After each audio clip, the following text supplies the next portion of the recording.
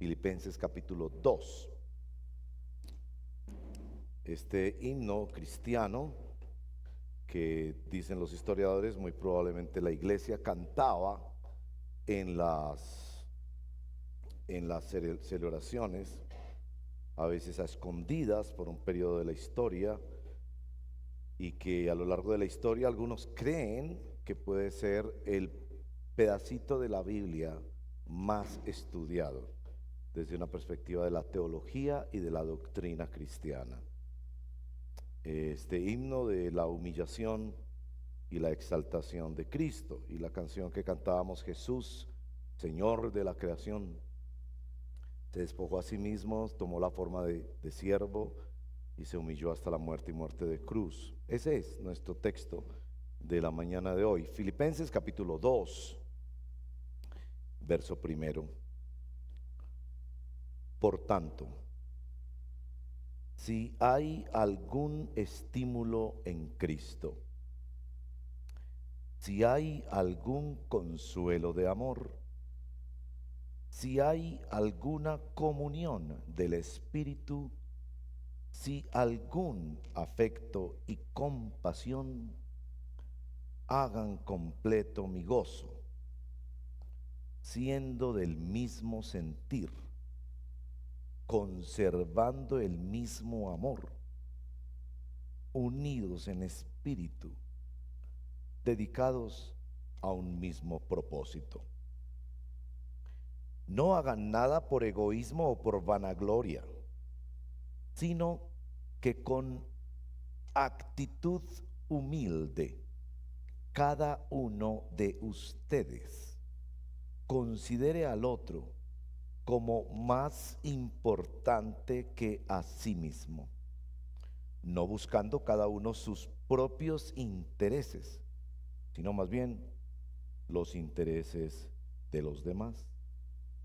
Haya pues en ustedes esta actitud que hubo también en Cristo Jesús, el cual, aunque existía en forma de Dios, no consideró el ser igual a Dios como algo a qué aferrarse, sino que se despojó a sí mismo, tomando forma de siervo, haciéndose semejante a los hombres, y hallándose en forma de hombre, se humilló él mismo, haciéndose obediente hasta la muerte y muerte de cruz. Por lo cual Dios también lo exaltó hasta lo sumo y le confirió el nombre que es sobre todo nombre, para que en el nombre de Jesús se doble toda rodilla de los que están en el cielo y en la tierra y debajo de la tierra, y toda lengua confiese que Jesucristo es Señor, para gloria de Dios Padre. Esta es la palabra del Señor. Oremos. Te amamos, Jesús.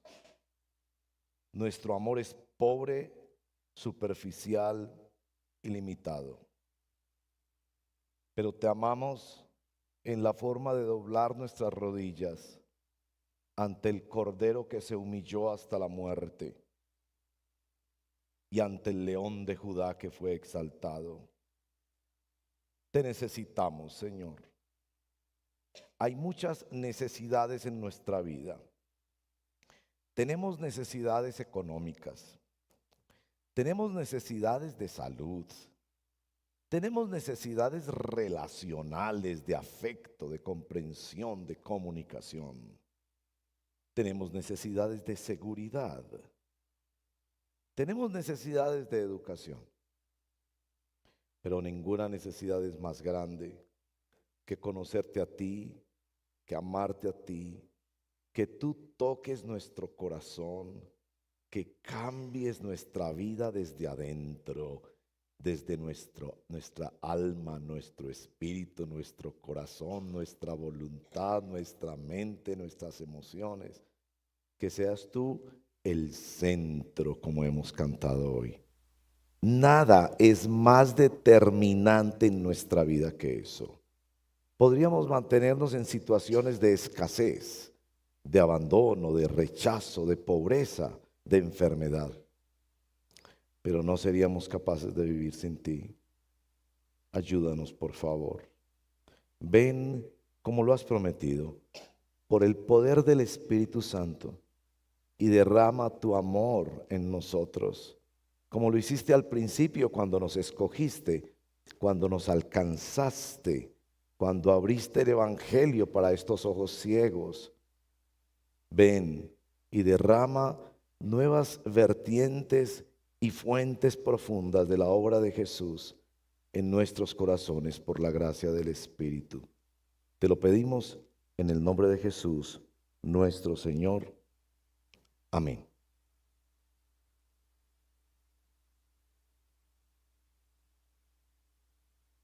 Yo creo que yo no los saludé, ¿cierto?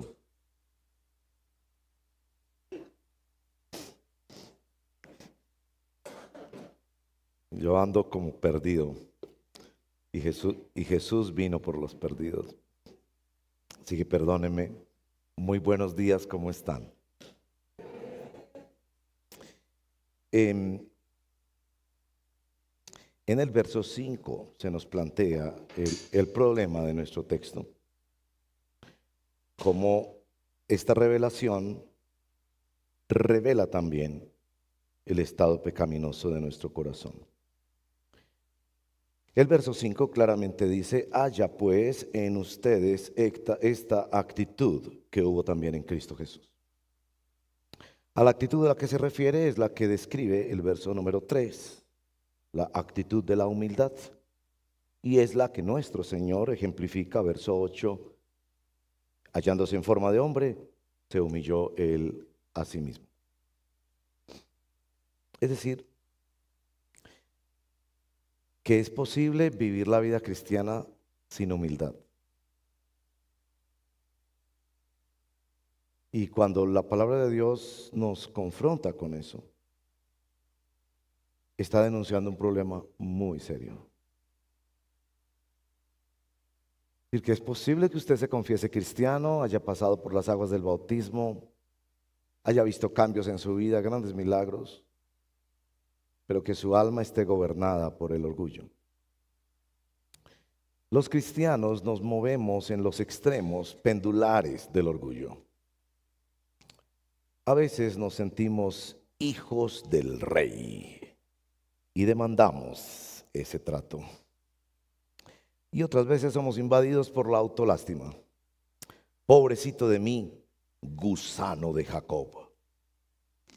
Esta idea de los hijos del rey es manipulada mucho por los líderes religiosos, esos agitadores que tienen un discurso para las masas, que desatan una forma de orgullo narcisista, de autoexaltación en nosotros. Esos agitadores religiosos son los que Pablo llama aquí mismo en Filipenses perros, mutiladores del cuerpo, cuyo Dios es su estómago. Pablo en Filipenses se ve preocupado por ese problema y cómo atenta contra la unidad, esa bella expresión de que hemos sido llamados y salvados para ser hermanos en Cristo. Falsos maestros, caudillismo, inclusive hacia él, problemas de conflicto interrelacional. Pero también Pablo trata con el extremo de la autolástima, aparentemente desprendida de todo disfrute, que es una forma de orgullo placentero, que se llama autolástima, pobrecito de mí, con la producción de sentimientos que llevan a las personas a ser motivo también de abuso, en muchos casos por la religión institucionalizada. Simultáneamente los cristianos batallamos con el orgullo y con la autolástima. Y entre más yo avanzo en la vida, pienso que esas dos cosas son la misma cosa, son las dos caras de la misma moneda. Nuestro texto nos presenta algo así como el remedio para nuestro orgullo. Y el texto es muy sencillo, aunque es inmensamente profundo. Para quienes disfrutan, espero cada vez más, del estudio de las Sagradas Escrituras, notarán que el texto está muy bien dividido. Les ayudará tener una Biblia de papel en sus manos para anotar esto. El verso 1 y 2 describen un clamor por la unidad. Si hay, si hay, si hay. Verso 2, hagan completo mi gozo siendo de un mismo sentir, de un mismo amor, unidos en espíritu, con un mismo o dedicados a un mismo propósito. Entonces, verso 1 y 2, el clamor de su padre espiritual, Pablo, a sus discípulos para que sean uno.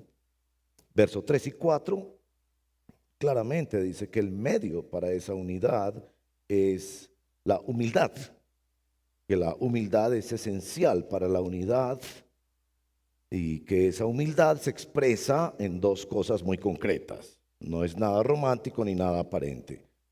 Considerar al otro, verso 3, como más importante que uno mismo y en consecuencia considerar los intereses de esa persona por delante de nuestros propios intereses. Eso ya es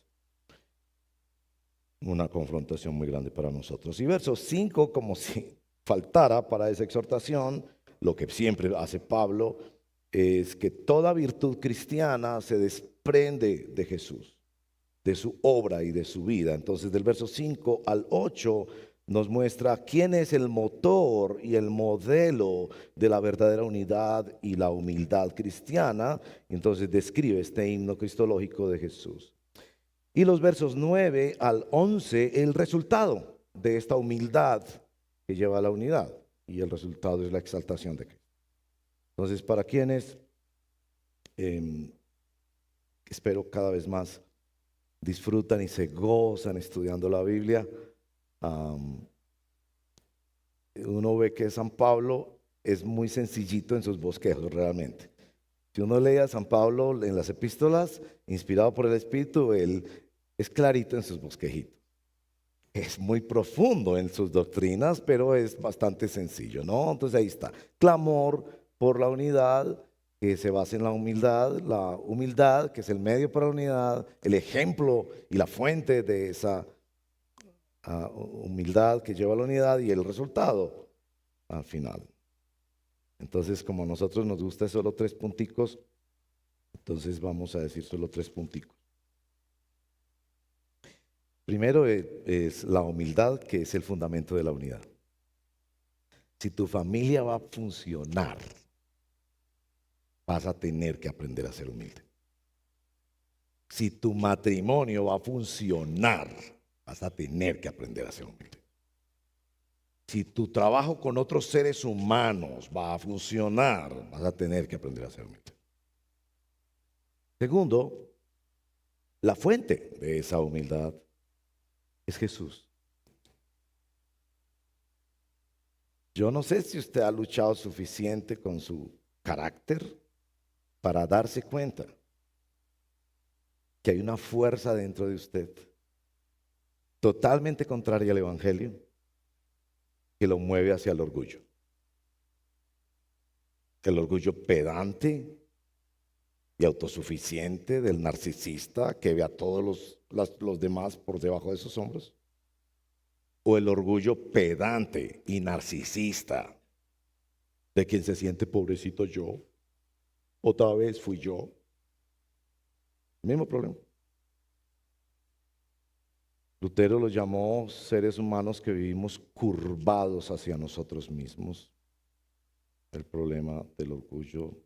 Y la fuente para poder ser salvos de eso y restaurados de eso no es otra cosa que la persona y la obra de nuestro Señor Jesucristo. Bueno, y la tercera cosita es, ¿cuál es el resultado de la humildad? Y el resultado de la humildad es la adoración universal de Cristo.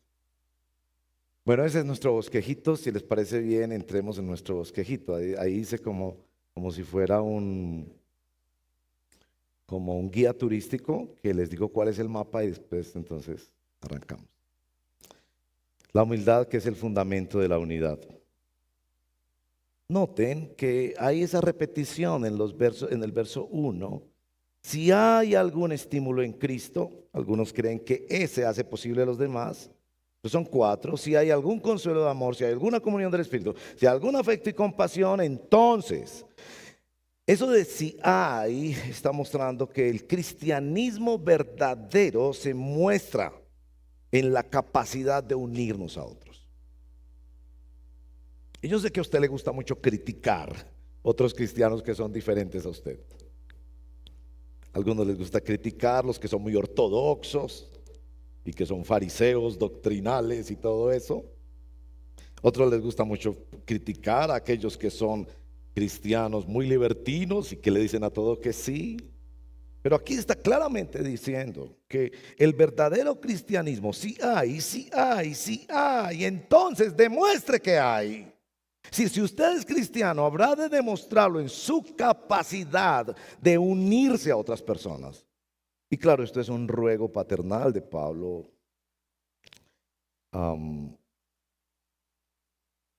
Completen mi gozo, ¿no?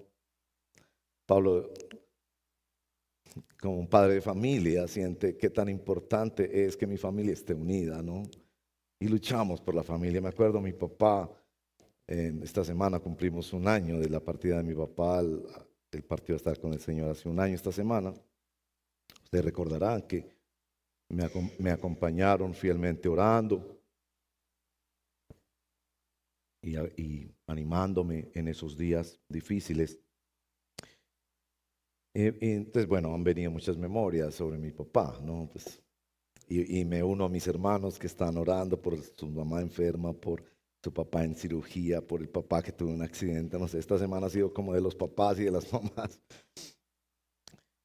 Una vez mi papá nos reunió muy preocupado y cuando mi papá se ponía así como serio, el paisa, ¿no? Y cuando hablaba serio, uno decía, escúchelo. Nos reunió a todos y cogió una flor en sus manos. No recuerdo si era un clavel o una rosa, ese no es el punto, pero es muy bonita la flor. Y dijo, pásenla cada uno, téngala un momentico y pásela. Claro, pues ahí estábamos con algunos nietos y cuñadas y todo eso. Pero bueno, el viejo está diciendo que lo hagamos, pues nada más tome esa flor, téngala el tiempo que quiera y pásela. Es lo único que le estoy pidiendo. Claro, cuando nosotros mirábamos como qué es lo que quiere el viejo con eso. Bueno, entonces todo lo decíamos, lo pasábamos, una flor, pues, yo conozco una flor y bueno, la pasábamos. Y al final, cuando regresó él la flor, somos un número grande en la familia, dijo, ¿cómo llegó esta flor al final? Y cada uno dijo, no sé, pues muy bonita. No sabíamos qué quería decir. Pero ahí vino la frase, que usted no sea el que dañe la unidad de esta familia, ni con sus palabras, ni con sus actos. Y bueno, ahí todos entendimos que era lo que le estaba preocupando a él. Y es más o menos lo que Pablo quiere decir en el verso 2, no hagan completo mi gozo. Es que yo no puedo concebir familia, iglesia, sin unidad. Pero tenemos que reconocer que esta unidad, el verso 3 nos dice que se fundamenta en la actitud de humildad de cada uno. Si tuviéramos un humildómetro, imaginemos que hay un aparato que se llama humildómetro, ¿cierto? Y te lo pusiéramos a ti. Imaginemos, pues, no sé, a través de una inyección, no sé qué cosa, un escáner, escaneemos la humildad de esta persona. ¿Usted cree que más o menos cómo le iría en ese examen? Igual.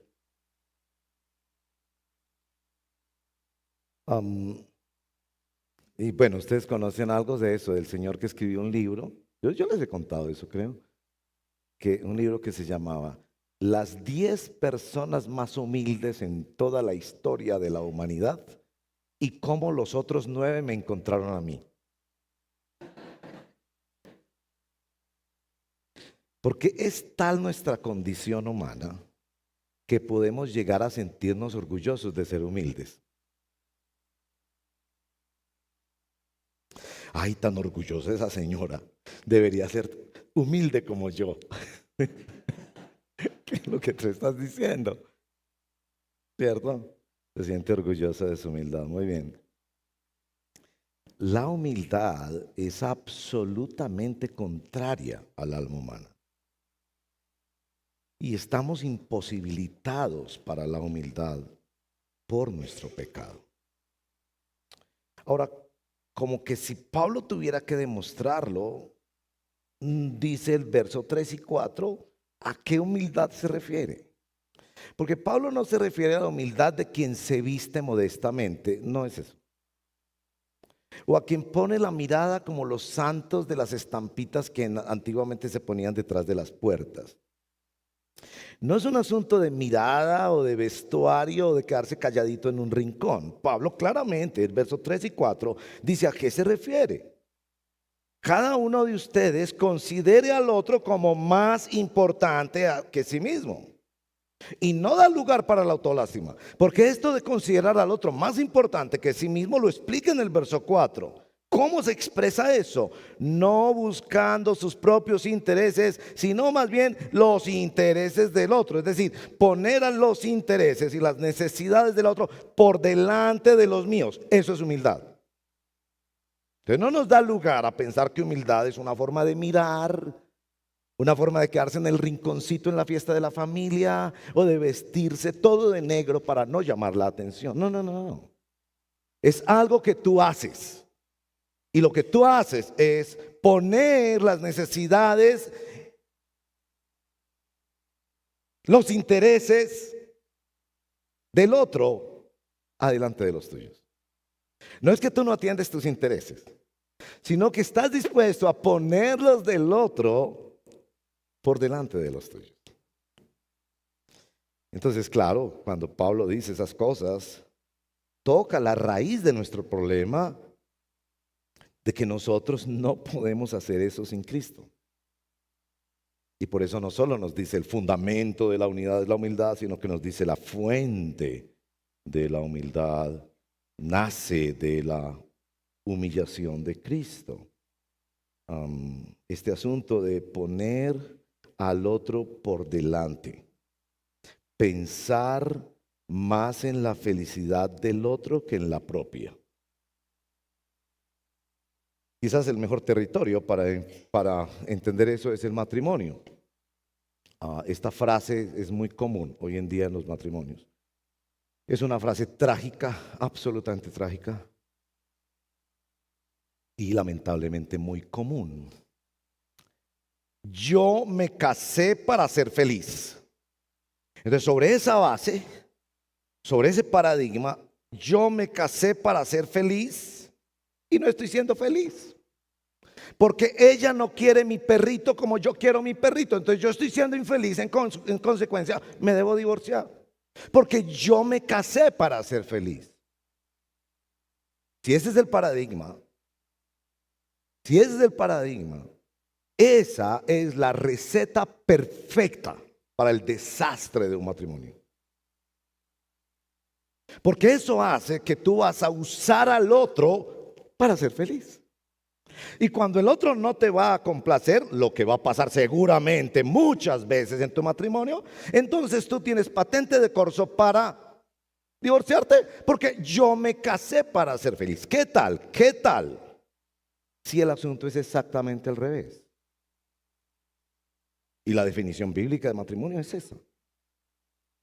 Tú te casas para hacer feliz a otro. Totalmente al revés.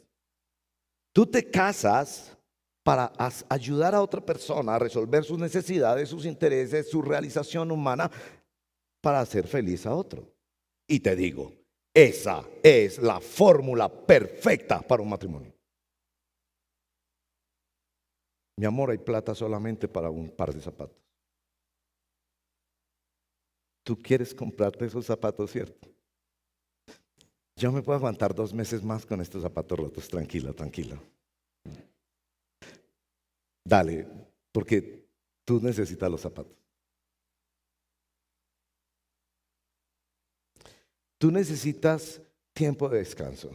Yo también estoy cansado, pero tú necesitas tiempo de descanso. Dale. Acuéstate a descansar. Ponte a ver una muy buena película cristiana. Descansa un ratico, tranquila, tranquila. Yo hago la aseo, la comida. Pero yo me casé para hacerte feliz a ti. Y yo descubro que haciendo feliz a otro, yo soy más feliz. Como los papás en las graduaciones de los hijos, ¿no es cierto? ¿Cuántos de ustedes han visto graduar hijos? A uno se les llena el pecho de emoción.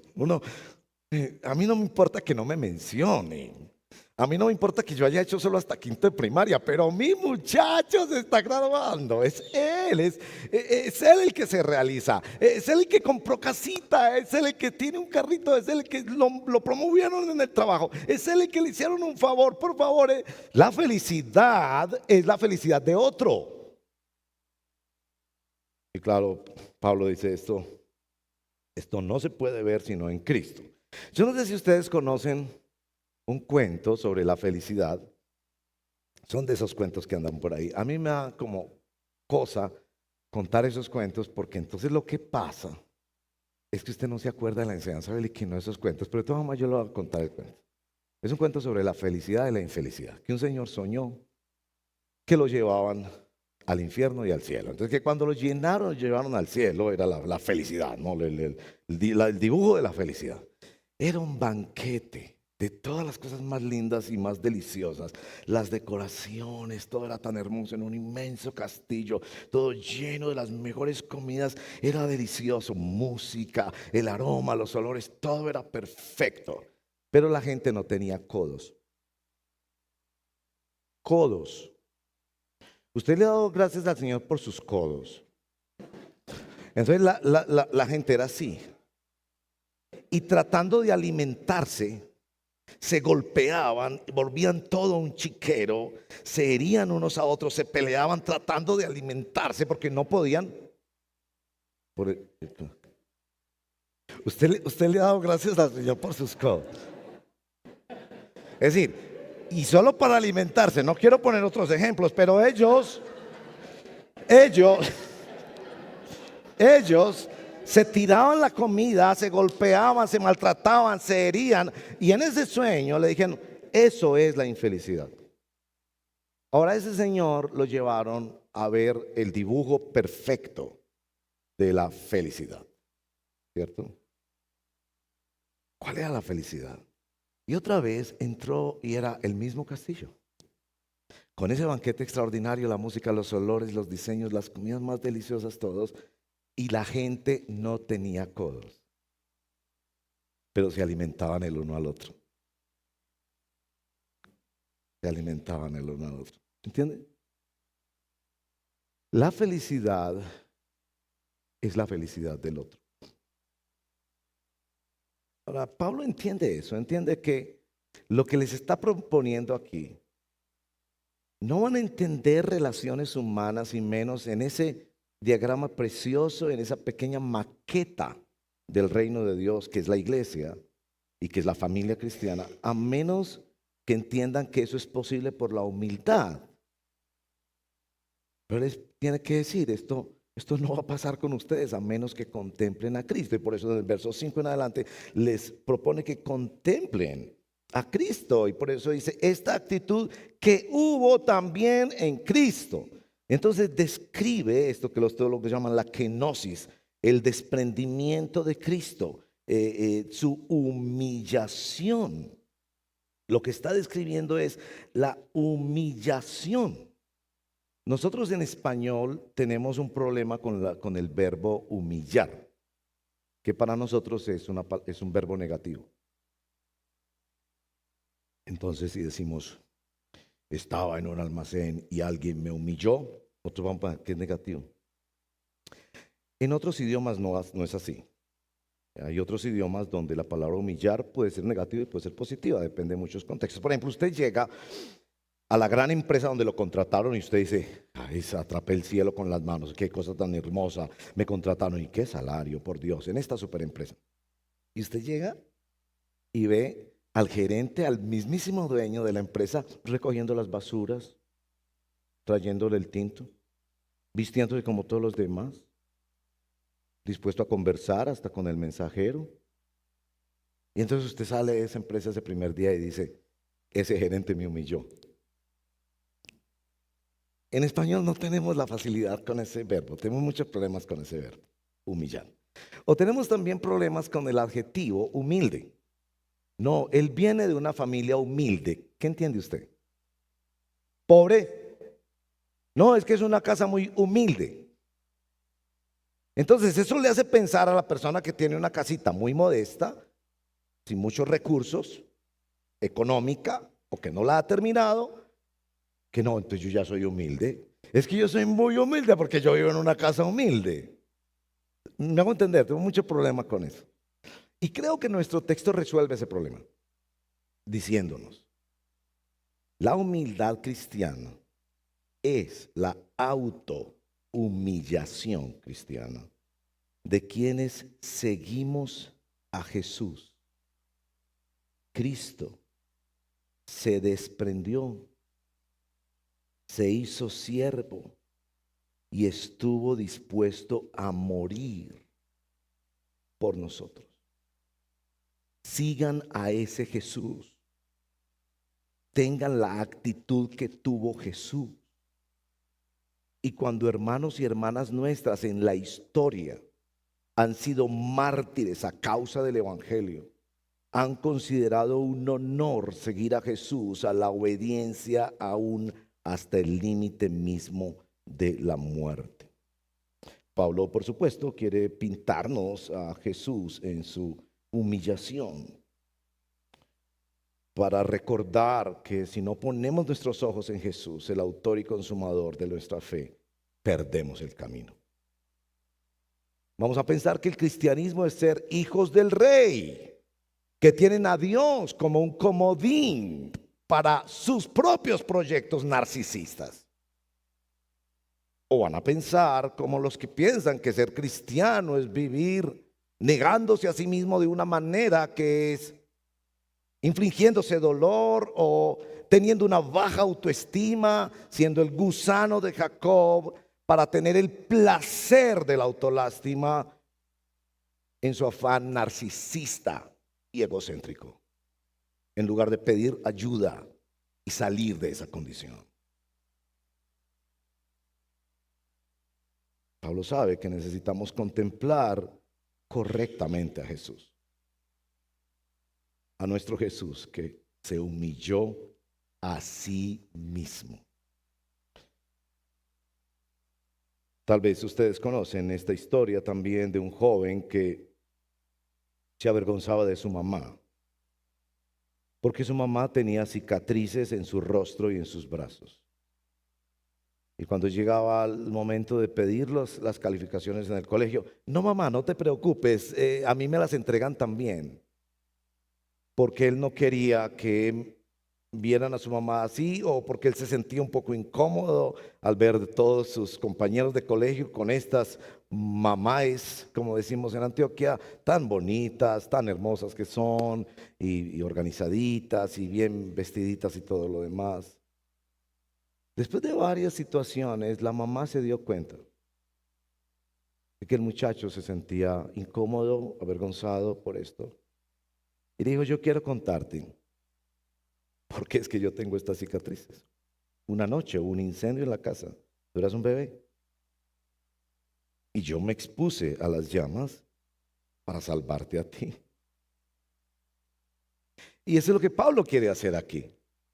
Si tú ves a Cristo humillado, humillado por los ateos, humillado por la ideología de género, humillado por los liberales de la teología, que lo quieren usar pero no lo quieren obedecer. ¿Tú ves a tu Cristo humillado? ¿Sabes por qué Él se humilló? A ser un ser humano, a ser un siervo,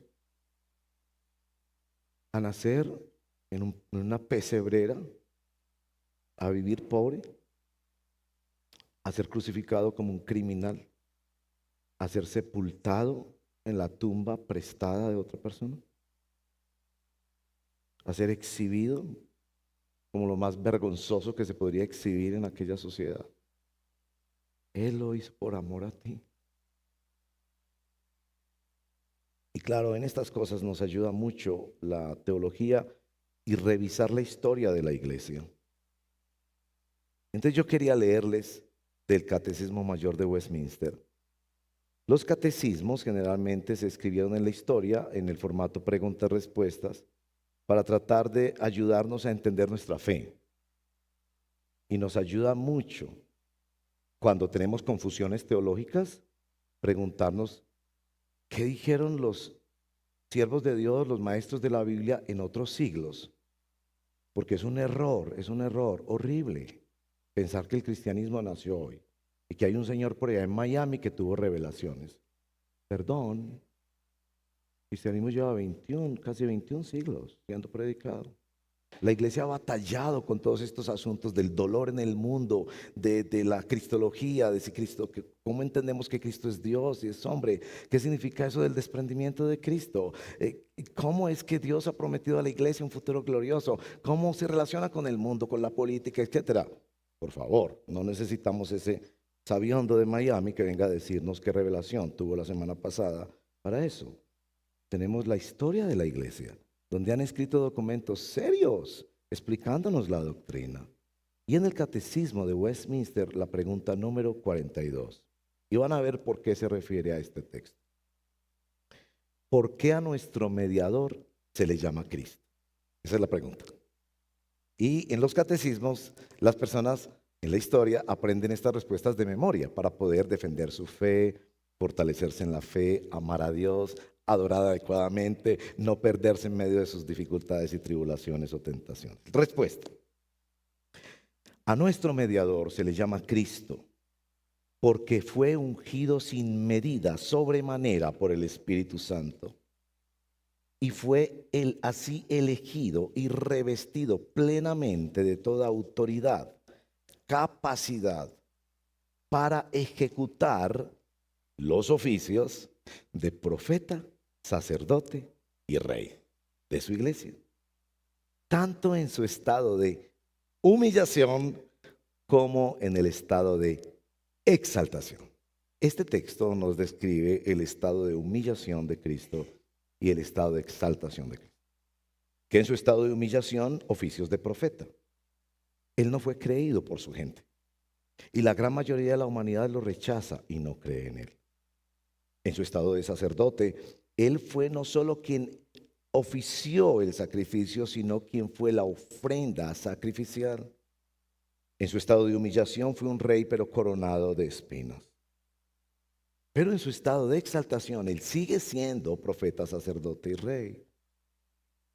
Él es quien gobierna a su iglesia con el poder de su palabra, la Santa Biblia. Él sigue como sacerdote intercediendo, orando por nosotros todos los días. Y él sigue siendo el rey adorado de su iglesia que vendrá por segunda vez a juzgar a los vivos y a los muertos y a poner a todos sus enemigos por estrado de sus pies. En su estado de humillación y exaltación, él es profeta, sacerdote y rey. Lo que hace este texto es predicarnos el evangelio. Decirnos, él se humilló para poderte rescatar, pero él es exaltado para poder cumplir todas sus preciosas promesas. Por eso, cuando él habla de humildad, no solo está diciendo el fundamento de la unidad es la humildad y la fuente de la humildad es nuestro Señor Jesucristo autohumillado, sino que también está diciendo la humildad que buscamos tiene como fruto la exaltación de Cristo. Ahora, del verso 9 en adelante, nos dice, por lo cual Dios también lo exaltó hasta lo sumo. Otra vez, estudiantes de la Biblia, ven que seguir a Pablo es fácil, es muy profundo, pero seguirlo no es difícil. Nombre conferido. Jesús, a quien ese nombre se postra toda rodilla. Verso 11, confesión con la lengua de todas las personas de que Él es Señor. ¿Qué se le promete a las personas que se autohumillan? Siguiendo al Cordero. Y esta es la aplicación de esta enseñanza. Nosotros seguimos al Cordero que se autohumilló, porque ese es el león de la tribu de Judá que es exaltado. Nosotros escuchamos que el Cordero nos dice, toma tu cruz, muere cada día.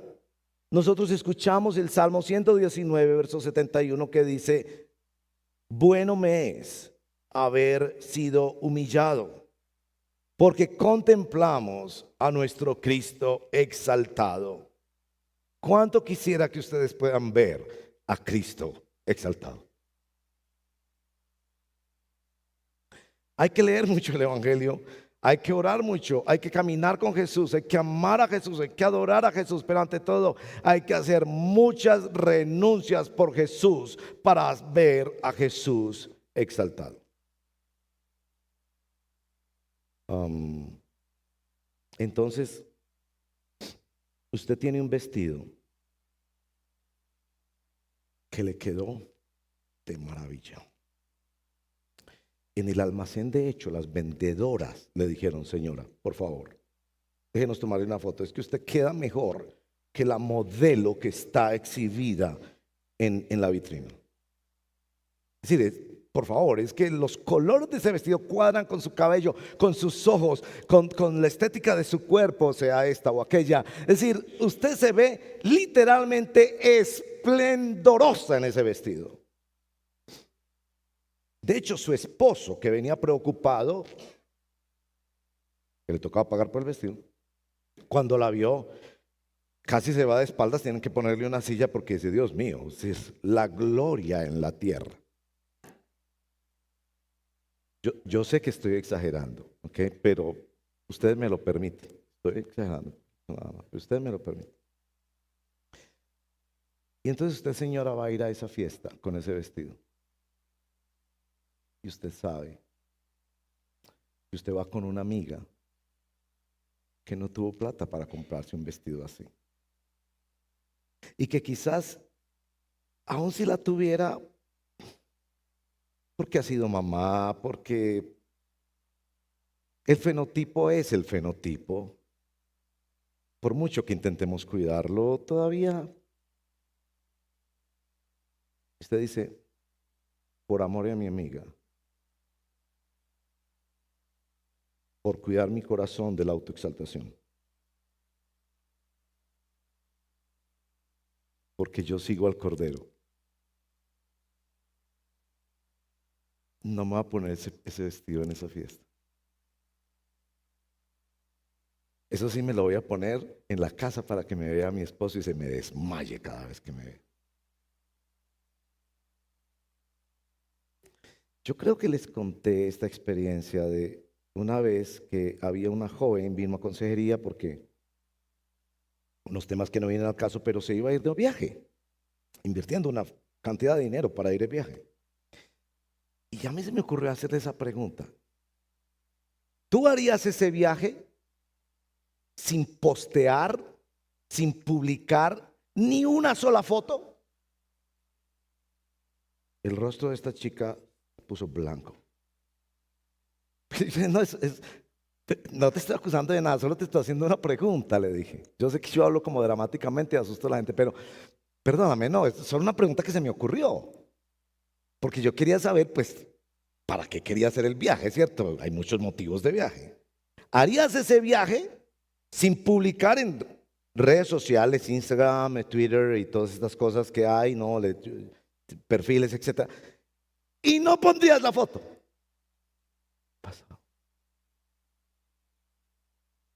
Yo no soy capaz de imaginarme eso. Déjeme, yo lo pienso, me dijo. Pero es importante que lo piense. Si serías capaz de hacer algunas cosas sin nutrir tu narcisismo. Entonces, claro, el texto termina en la exaltación de Cristo y debe terminar ahí.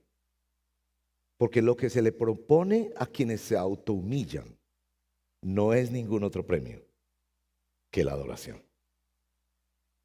Noten que en nuestro texto no se le está diciendo, si usted se autohumilla, no vistiéndose para que todo el mundo le vea, no reclamando ser el sol del universo, si usted batalla con su narcisismo, ya sea en la forma de autoexaltación o en la forma de autolástima. Si usted decide batallar con eso, el premio no es que un día te van a dar la Copa Mundo. El premio es que un día habrá un nombre, habrá unas rodillas que se doblan y habrá unas lenguas que confiesen ese único nombre. Si lo que se le dice es el regalo para quien batalla contra su orgullo nefasto a través de la autohumillación, es la adoración. Esto, por supuesto, es un universo de pensamientos bíblicos, de instrucciones de la palabra del Señor, que podíamos pasar horas y horas contemplando el por qué el templo de Jerusalén era así, por qué Jesús vino, la Navidad, tantas cosas. Pero noten en Apocalipsis, los ancianos que representan la creación redimida y el liderazgo de las naciones postrados ante Cristo, la respuesta ante la belleza del Cordero, que es el único que tiene las llaves para abrir la historia y entender las complejidades humanas, el único que ha vencido y es Rey de reyes y Señor de señores, ante la majestad del Cordero, lo que ellos hacen, su única respuesta posible, no tienen preguntas para hacerle, no tienen quejas para hacerle, no tienen peticiones para hacerle, su única respuesta posible es arrojar sus coronas. Así se merezca la corona, yo no debería tener una corona. Todo lo bueno de este universo, todo el poder, la autoridad, el dominio, el honor, la adoración, la admiración, todo debe postrarse ante Él. El nombre, el nombre.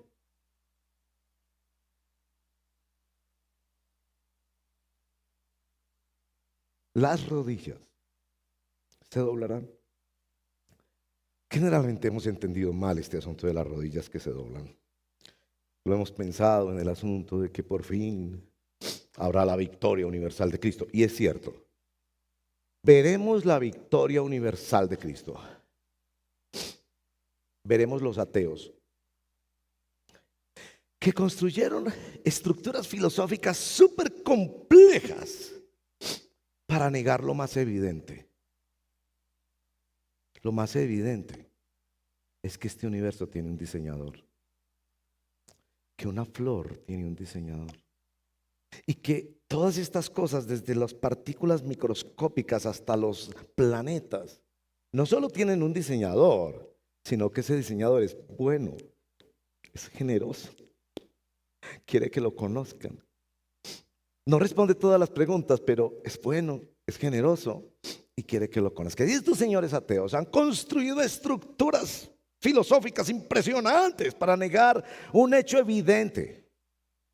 Y los hijos de Dios vamos a ver a esas personas doblando sus rodillas, aunque no crean, ante aquel que negaron que existía, y reconocerán que todo su plan de redención estaba centrado en el nombre bendito de Jesús, que Él es el Señor. Está bien entenderlo así, pero nosotros no lo hemos entendido del todo. No solo son esas rodillas, son también nuestras rodillas. Por eso aclara el texto: en el cielo, donde están los santos, así como en la tierra, así como debajo de la tierra. Nuestras rodillas se doblarán. Como que nos dice, en el cielo la humildad será la forma de gobierno. Nos vamos a deleitar doblando las rodillas. Es decir, allá sí va a funcionar adecuadamente esto de, no, mi amor, yo puedo aguantar 2 meses sin esos zapatos, cómpratelos para ti. Yo soy feliz y tú eres feliz. Yo puedo esperar. Tú puedes descansar ahora, yo puedo descansar después. Nos dibuja el cielo como un lugar donde hay un nombre, solo un nombre que se adora. Un nombre ante el cual todos nos postramos gozosos en adoración y en actos de servicio y de honra. Y con nuestros labios vamos a decir: es Él, es Él, es Él, es Él, es Él. Será el lugar por fin donde ya no habrá narcisismo, donde ya el apetito de nuestra alma ya no gobernará nuestras débiles mentes autocentradas. El fruto de la autohumillación del cristiano es la exaltación de Cristo. Bueno, concluyamos. En la conclusión, yo creo que ustedes podrían hacer una pregunta muy coherente, muy legítima. La autohumillación del cristiano no da lugar a ser manipulado, maltratado, abusado, especialmente si somos de una generación como la nuestra, que se basa tanto en el derecho y tampoco en el deber. No da lugar a eso. Y creo que la pregunta es legítima. Es decir, le va a decir a un empleado: jefe, no se preocupe en pagarme esta semana, páguele a otro que yo puedo esperar una semana más. ¿Justifica o fundamenta para que en un matrimonio una mujer que es maltratada le diga a su esposa: no, mi amor, no, yo aguanto que me sigas maltratando? ¿Es eso? Y la dinámica de este texto está centrada en Jesús, no en nosotros. De la forma en la que lo debemos de entender es poner a otro como más importante y sus necesidades como en primer lugar antes que las nuestras. ¿Es posible? Sí, solo sí. Cristo es exaltado. Entonces, yo estoy realmente contemplando a Cristo exaltado, doblando mis rodillas ante Cristo, no ante esta persona. Yo no voy a permitir que me manipulen o abusen de mí. Pero es esta situación humana compleja, como aguantarme 2 meses sin comprar los zapatos para que mi esposa pueda suplir su necesidad antes que la mía. Estoy poniendo a esta persona en la luz de Cristo. Yo estoy exaltando a Cristo, no a mi esposa. Y es la luz de Cristo la que me permite sanamente autohumillarme, para ir a esa fiesta y decir: yo quiero cuidar el corazón de las otras mujeres en esa fiesta, además de los hombres en esa fiesta. Aunque tengo derecho a lucir esplendorosa y de malas, porque las demás no son tan esplendorosas, la mente cristiana dice: yo tengo que ver en esto una oportunidad de exaltar a Cristo a través de mi autohumillación. Los ejemplos son infinitos. En medio de los conflictos humanos, en medio de las necesidades y los proyectos de vida, en la relación matrimonial, en la relación de familia, en nuestras relaciones de iglesia, en nuestra relación con el mundo, somos llamados, hermanos y hermanas, a autohumillarnos como los que seguimos al Cordero. Usted ha de revisar sus redes sociales. Y perdónenme que se los diga, cuando yo contemplo muchas redes sociales, mi conclusión es: esta persona está comida por el narcisismo. Comida por el narcisismo. Que ni siquiera piensa que esa foto tan decorada aún le desmerece. Porque cuando pone esa foto tan inmensamente decorada y la otra persona que le conoce y le ve en la calle dice: algo no cuadra, el Photoshop hace maravillas, usted va a decir: yo tengo derecho. Sí tiene derecho. Pero mi pregunta ¿es un seguidor del Cordero que se autohumilló? ¿Sí o no? Si usted me dice: no, es que yo no sigo al Cordero, yo sigo en mis sueños, mis planes de vida, yo digo: bueno, continúe por ahí. Continúe por ahí, se va a dar cuenta de 2 hechos sustanciales. Primero, eso no satisface su alma. Cada vez usted va a querer photoshopear más esa foto. y cada vez va a tener menos recursos físicos para photoshopearla. Porque aunque usted no lo quiera admitir, su cuerpito no será igual dentro de 10, 15, 20, 30, 40. Y por lo menos sus amigos que sean sensatos le van a decir: parce, actualice la foto. Es que usted cuando tenía 20 era así, pero acuerde que usted ya tiene 55. Pero más que todo, usted se va a dar cuenta, si quiere seguir por ese camino, que le está robando la gloria a Dios. Porque Dios le hizo a usted para que usted le sirviera y le honrara a Él. Y cuando usted no hace eso, usted está poniéndose en el lugar de Dios.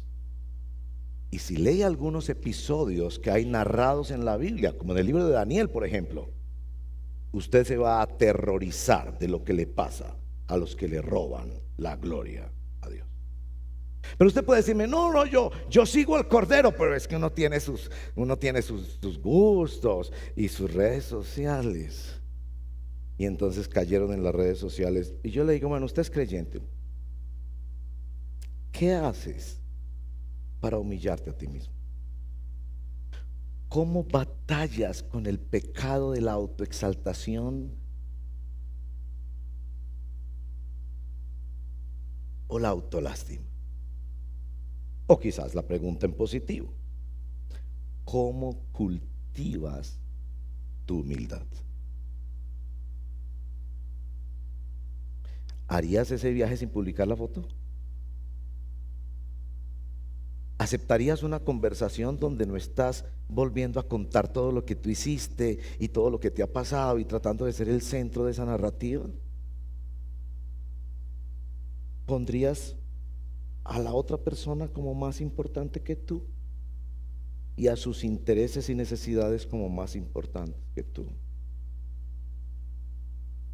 Cristo trabaja con gente humillada. Cristo trabaja mucho más con aquellos que se autohumillan. Y tú puedes ver a los demás a la luz del Cristo humillado y exaltado. Cierre sus ojos y oremos. Señor, cuánto te necesitamos a ti, verte a ti, el hombre más feliz que ha conocido esta historia, el hombre más útil que ha conocido esta historia, y resulta ser el hombre autohumillado.